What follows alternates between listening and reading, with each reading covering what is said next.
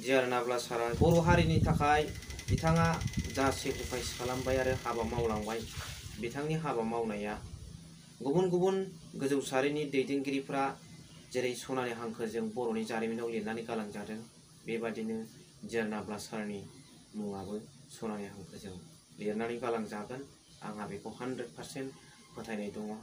सेरफांगुरि जायगायाव दा बेवहाय जाय दुथांफोरा गुलि गावदों बेखौ केल'नि सोद्रोमा होननानै मिथिनो मोननाय जादों। खुलुमबाय लोगोफोर। Hello' everyone, once again welcome back to the channel.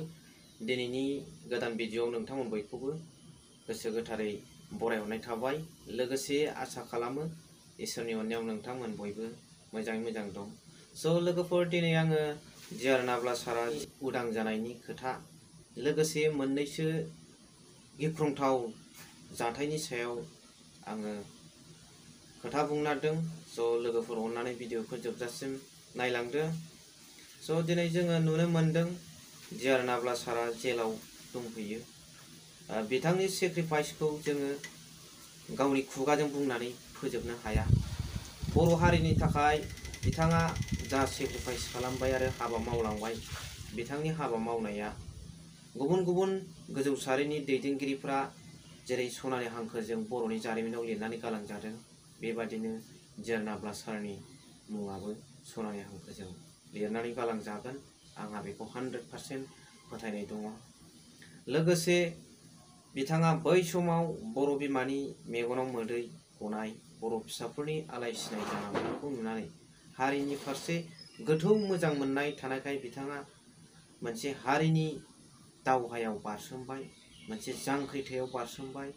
जाय जांख्रिथाया हाथियारनि जांख्रिथायमोन, बिथाङा बे जांख्रिथायाव बारसोमनानै बर' हारिखौ रैखा खालामनो गोबाव सम हाबा मावबोबाय आरो गावखौ बावसोमबोबाय। बे हाबा मावनायावहाय बिथाङा मोनसे समाव हमजाबाय आरो दिनै बिथाङा जेलाव दंहैयो। आरो बिथांखौ बख'नांगौआ जों बर' दैदेनगिरिफोरनि सायाव आरो रायजो राजाफोरनि मतामतनि सायाव।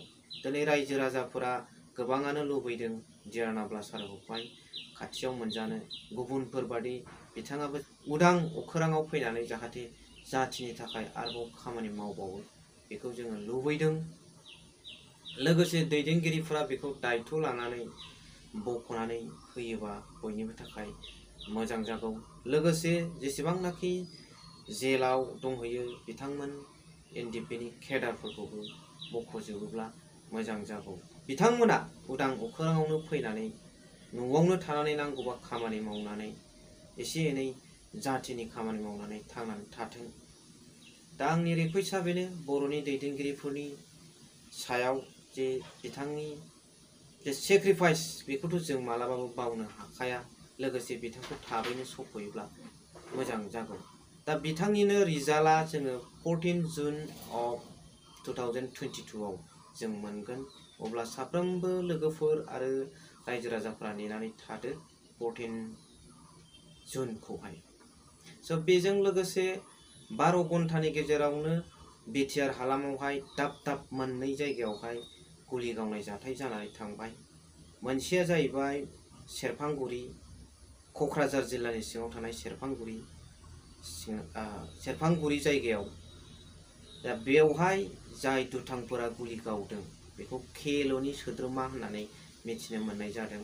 लोगोसे थाखा दाबिनायनि कल रेकर्डिंखौबो मोननाय जादों। आरो बेजों लोगोसे 12 आवार्स डिफारेन्सआवनो चिरां जिल्लानि आमथेखायाव अनिल इसवारि होननाय सासे बिजनेसमेनखौहाय सिनाय मोनै दुथांफोरा गुलि गावनानै थांदों। दा बेफोरबायदि जाथायखौ जोङो नोजोर होयोब्ला नुनो मोनो जे बे मोनसे दाखाथि नामा, दाखाथि सिस्टेम नामा। दाखाथियाव ग्रुप थायो आरो बे जोंनि थाखाय जोबोद गिख्रंथाव। आरो बे मोनसे दाखाथिया जोंनि फैबाय थानाय इयुनफोरनि सायाव गाज्रि रोखोमै गोहोम खोख्लैयो। बेनिखायनो साफ्रोमबो बर'नि दैदेनगिरिफोरखौ नों इउपिपिएल नों बिपिएफ होनाजासे ज' जालायनानै बेफोरखौ मोनसे पारमानेन्ट सलुसन खालामना होयोब्ला जोबोद मोजां जागौ।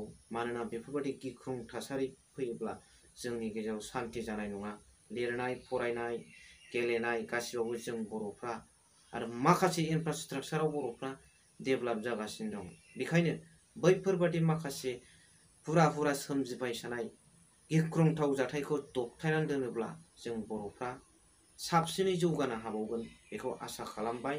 लोगोसे साफ्रोमबो दैदेनगिरिफोरनाव जाहाथे बेफोरबादि गिख्रंथाव जाथायखौ थाबैनो बन्द खालामनो एक्सन लानानै बेखौ आरज गाबनानै दिनैनि भिडिअखौ आङो फोजोबबाय। लोगोफोर, थेंक इउ भेरि माच फर वाचिं। लाभ इउ अल।